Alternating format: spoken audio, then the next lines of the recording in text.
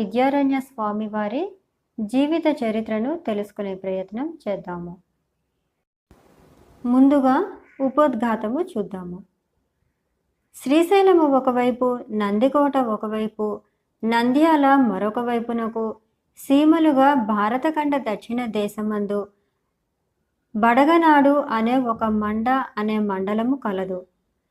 కన్నడ దేశమును ఆనుకుని ఉండుటచే కావచ్చును అక్కడ ప్రజలు తెలుగువారు అయిన బడగనాటి కన్నిడిగ దేశము అని, అందులో ప్రజలు బడగనాటి కన్నిడిగ అని ఆనాటి వ్యవహారమున ప్రసిద్ధి కలిగింది. ఆ బడగనాటి యందు మంగకాపురము అను ఒక అగ్రహారమున వేదాది విద్యల యందు దిట్టలగు పెకురు బ్రాహ్మణులు ఉండేవారు. వారిలో మాయా అను ఒక విప్రుడు శ్రీమతి అను భార్యతో కాపురం ఉండెను. అతడు చిన్నతనం